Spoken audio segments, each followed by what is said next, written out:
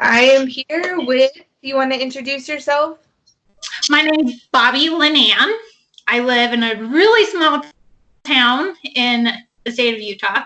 So it is freezing here. So I am staying inside as much as I can because with my chronic illness, I have a really hard time in the wintertime. So I become a homebody. So I pretty much live inside. Oh man, that's totally different than here. I'm in Vegas, so I it's would winter, but love that sunshine weather. yeah, some days here, even in the winter, we can go outside and not even have to wear a jacket. I know. One day I told my husband one day I would love to have two places where I can go. I'm in the winter time, so it's kind of nice, not too hot. And then I can come back here because it doesn't get too hot here. We have some high spike, maybe at 90, but we stay 70, 80s. So it's pretty nice. So it's Yeah, pretty that's good the temperature. bonus. Yeah.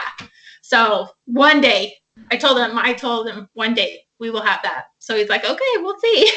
There you go. You could become a snowbird. Like we have that where people live here during like Yes. the winter and stuff, and then leave when it starts warming up. Yes.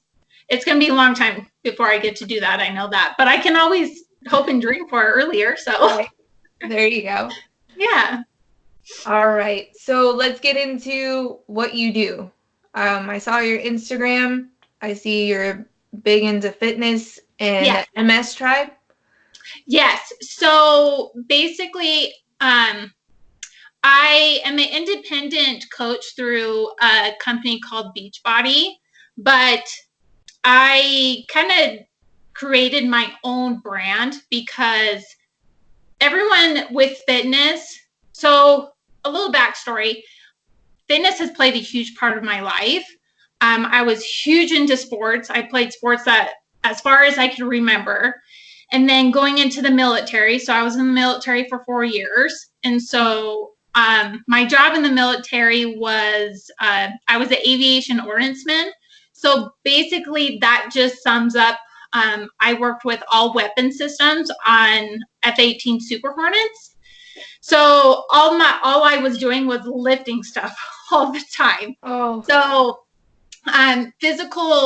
being physically fit was definitely something that I always was a part of my life.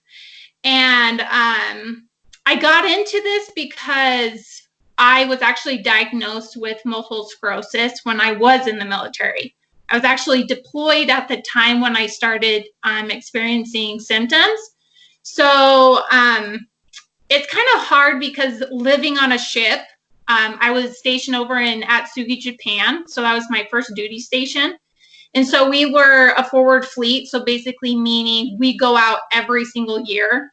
So just depending on how all the countries were doing. So depending on how North Korea was doing to China, just kind of altered our schedule.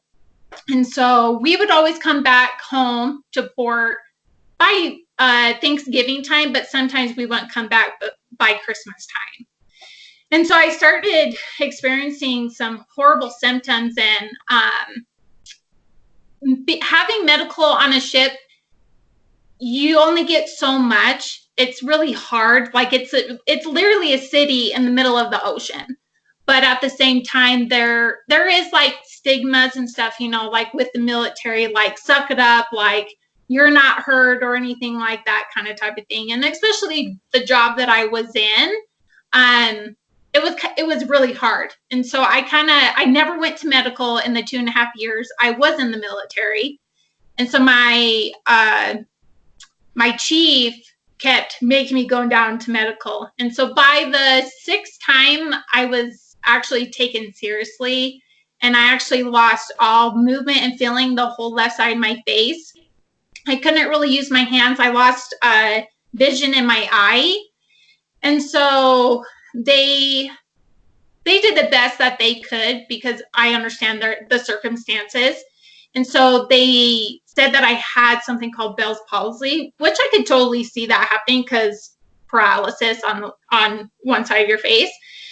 And so, of course, I got some medication for it, and I was sent back to work, which was still blows my mind. I don't know how I made it through what the months that I did dealing with all that stuff, but somehow I did. And my MS just got continually worse. I was medically separated from the military because my MS was continuously progressing. And then I became a stay-at-home mom. And my husband, he worked for the Department of Defense. And so he was over in Kuwait with his job. And so I was lucky enough that I got to go with my family. And I went to outside doctors, and I'd been on 4 treatments before I got into what I do, 4 different treatments, and I just had it. Like, I was so sick and tired of all the medication not working, dealing with the side effects. I was just mentally drained from it all. And especially the doctors tell me, oh, you have this side effect. Okay, here, take this medication. And I knew taking all those medications, I knew that just wasn't helping me. So I actually went to a doctor on the holistic side of autoimmune, and he really started talking to me about our gut and why we have autoimmune diseases and everything. And so he basically really opened the door of what the daily actions that I do every day is actually going to help me some way to live a better life. And so having 2 kids, so I had another, my daughter. And so it became really difficult to go to the gym, because I would go to the gym with my husband. My sister, she's an athletic trainer, and so she's really big into the medical industry, to all that stuff. So I would go to the gym with her, but it was so mentally and overwhelming for me because I couldn't do the things that I was able to do before. And my body it would feel like it would go into complete shock. And I'm like, I can't do this. Like, I don't know even what to do. And so I came across these workouts, and it's actually a girl who has an autoimmune illness as well. And I seen the amazing progress that she went through, because she was diagnosed super young as well, because I was diagnosed with MS when I was 20, and I'm 29 now. And so I'm like, this could be something for me, because I could modify, like, I could break it down to something that my body could do, and then I can slowly work it up from there. And so I started doing it, and I started implementing eating more whole foods, because the system that I teach, being certified in, it's so simple, because I tried to do all the calculations, everything that usually you always see people do. I'm like, well, if they can do it, I can do it. Well, that wasn't the case, because my brain just doesn't think like that anymore, because I deal with a lot of cognitive thinking and speech issues because of my MS. And so I just kind of wrap my brain around it. And so it just simplified everything. So I started getting amazing results. Like, I was slowly getting stronger. My balance was getting better. I was actually being able to last through the day, versus before my husband would have to carry me. And I did have, before I got into all this, I did have my own nail business, and I had to stop it because my MS was out of control. And just like I was saying, everything was just so overwhelming me that I was just done with it.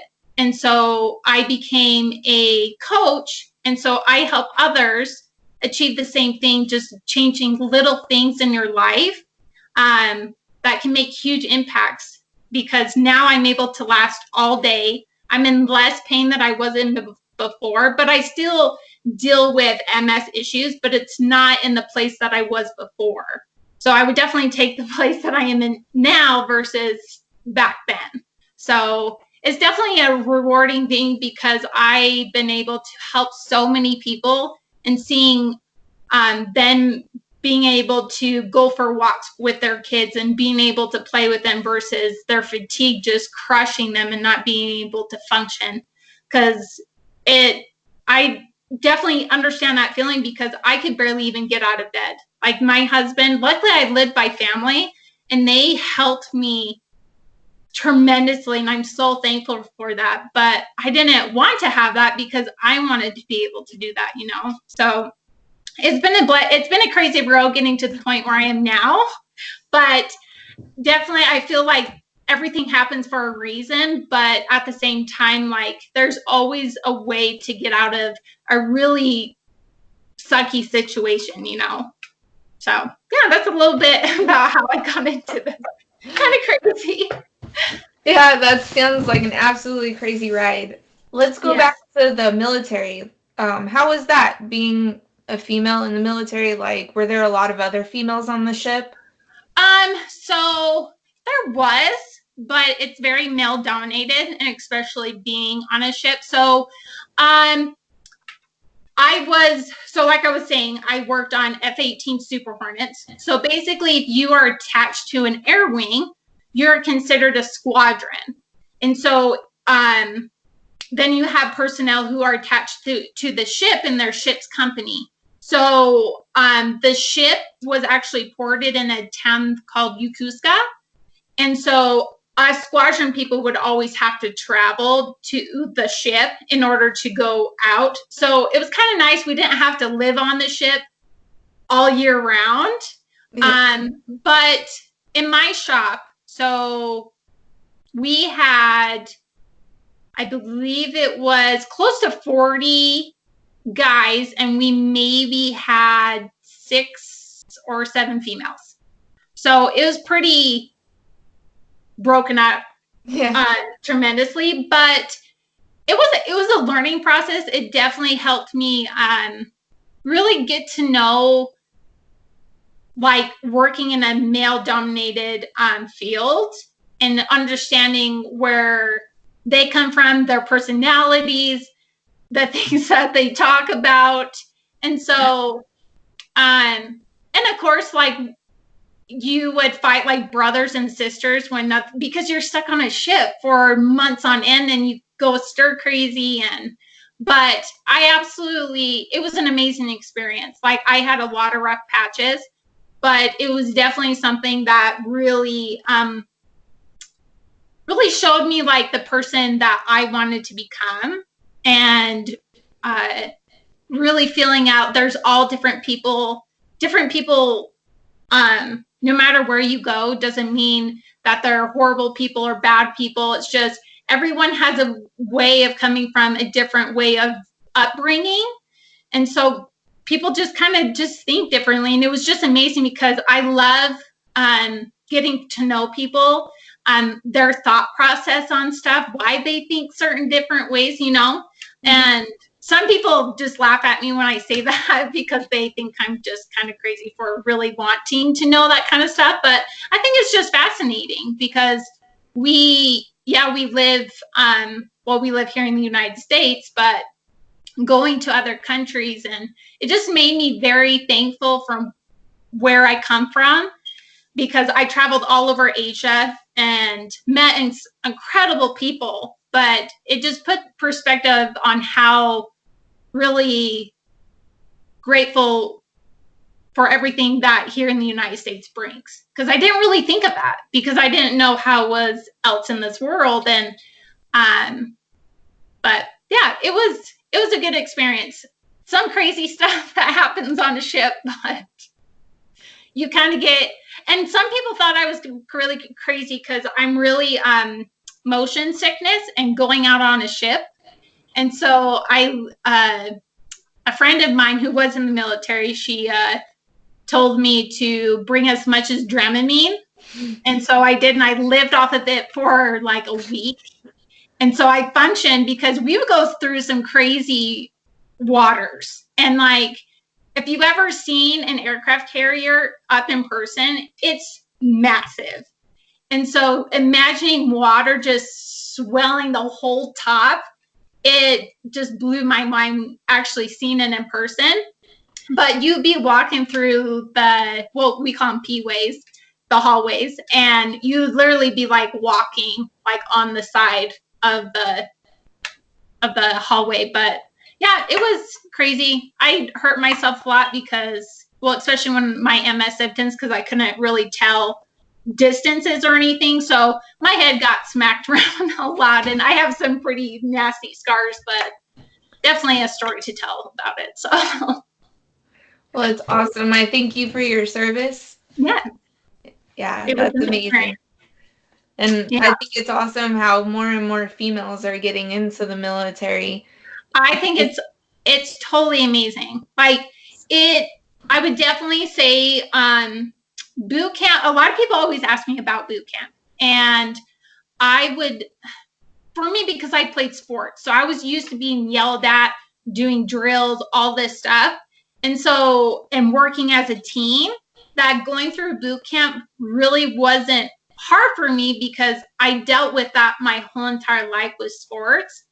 And I met other females from all over, especially on the East Coast, and a lot of them never played sports, and they really had a difficult time.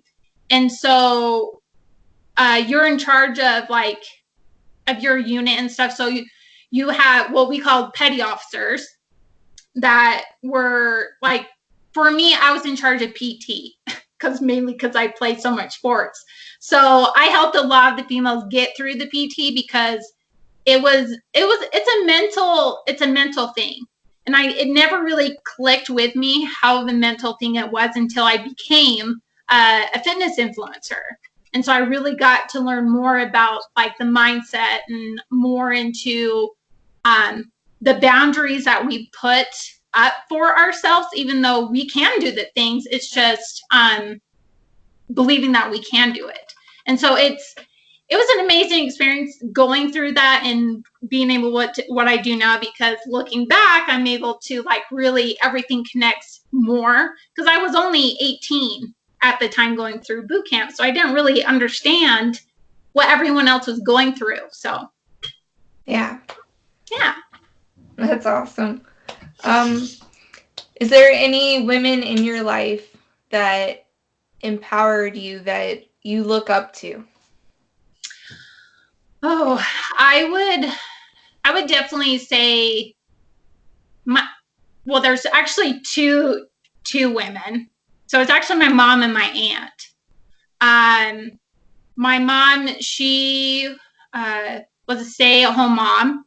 She ran her own daycare in our house growing up. And when all of us kids were going into school and everything, she went back to work. And she was told when she was in high school that she couldn't graduate. So her whole life, she believed that she never graduated from high school. And she went to, because where I used to live, we had a huge school district. And so she drove the school bus, and she got ahead of the safety committee to training drivers to everything, because she was so good as a mentor and as a leader that she made other people successful. And a few years ago, we actually found out that she actually did graduate high school. And she grew up in a small town, and there's some like small town animosity and things like that, and so she wasn't always like the perfect student, but a teacher just had a grudge against her and just hid that for years from her. That's terrible. So, yeah, and watching her, and my dad got a new job, and everywhere we went, she flourished. And it didn't matter if people like didn't like her or anything.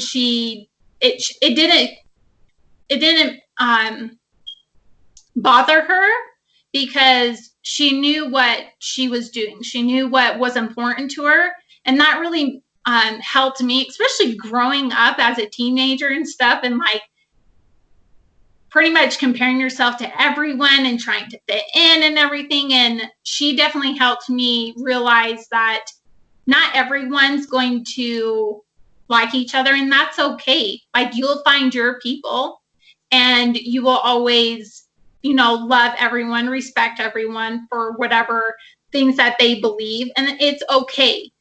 And my aunt, she's like my second mom. she just retired as a nurse. And I always wanted to become a nurse because of her, because she was so strong and so empowering and just always was the first one to like get things done.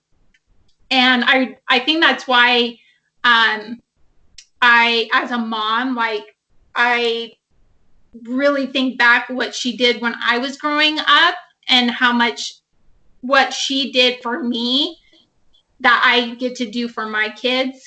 And so she, let's see, October time, she was diagnosed with breast cancer, stage 3. And so it's been a huge journey for my family and I, but she has been so strong because she's never had to be on the sick side her whole entire life. Yeah. And so now she's dealing with that and seeing the strength that she goes through. And we kind of have a pact. So like this year, because her and I are in same ways of how we hold everything in, like we want to help others, but there's things that it's hard to ask for help because we don't want to feel like we're nagging, especially having an autoimmune illness. Like you don't want to be like, oh my gosh, like you told me that every single day, like you're just asking for attention. Like you just have this something holding you back, not always saying it all the time because you don't want to sound like a broken record player. And so me and my aunt, we made a pact this year that we would actually be more open about what we actually go through with her fighting breast cancer, me dealing with my autoimmune illness. And so since then, it's really been eye-opening for not only my family, but people that were just around, because they never really realized what we really go through every single day. Like everything looks not like peachy on the outside, so much going on the inside. And so it's been seeing those two have definitely empowered me to strive way more than I ever thought I was capable of. Absolutely. Those are both great examples. Yes. Is there anything that, going back to the not asking for help and stuff like that, is there any advice you would give loved ones who have somebody with a chronic illness or cancer or something, advice for them to help that person, maybe so they don't have to necessarily ask all the time? I would definitely say, probably like the one thing is to talk to them about it. Like not wait for that person to ask for help, because being chronically ill, and especially talking with my aunt, like it's hard to ask for help all the time.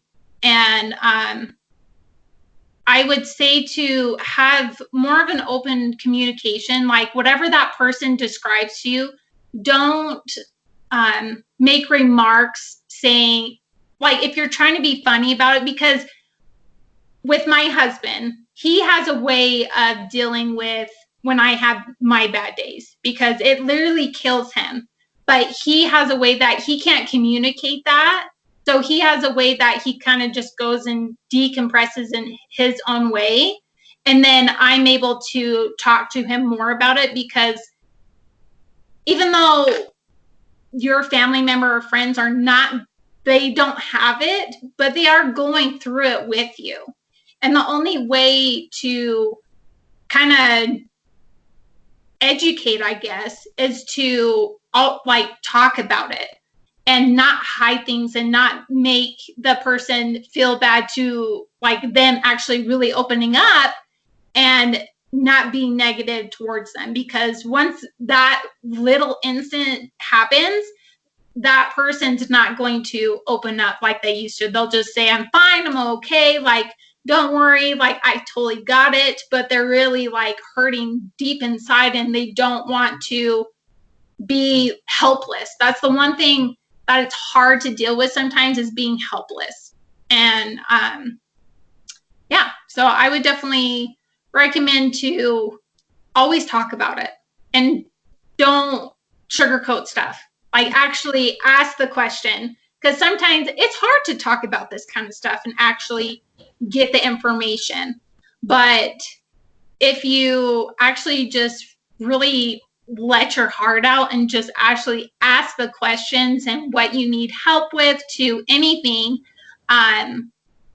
it'll be a lot easier. And my husband, like he's told me that he watches, because he's with me all the time, but he watches cues that I do that he's actually picked up on, which I never realized that I actually do stuff like that. And my mom, my husband and my mom were talking, and they were saying the exact same thing, that they've actually started cue on stuff that they tell me my feet, if I'm in pain, my feet move. And so I don't know that I do that. And so they know when I do that, they'll ask. And I'm like, well, how'd you know? They're like, well, your feet are wiggling. I'm like, oh, so it's just paying attention. Just giving that extra, just knowing that you're there. Absolutely. That's so important. Mm-hmm. And what's an empowering moment in your life where you went through maybe an event or something and you just felt empowered and like you stepped up? I would say it was actually with a fitness program that I did. It was a really short one. It was only a 21-day one, but I was actually dealing with a lot of MS issues during that whole entire time. And every day I showed up. Even if I had to modify the whole time, I had to take a lot of breaks, but I made the commitment to myself that I would finish it. And there were days like when I would just completely break down because of dealing with the symptoms. I dealt with, during that program, I had severe spasticity in my lower back. And so it was really hard to move and do stuff. But with spasticity, you could take medications for it, which I have, but they make me, I just don't like the feeling of them. And being a stay-at-home mom and taking care of my preschooler, there's no way that I could take the medication to help my symptom and take care of my daughter.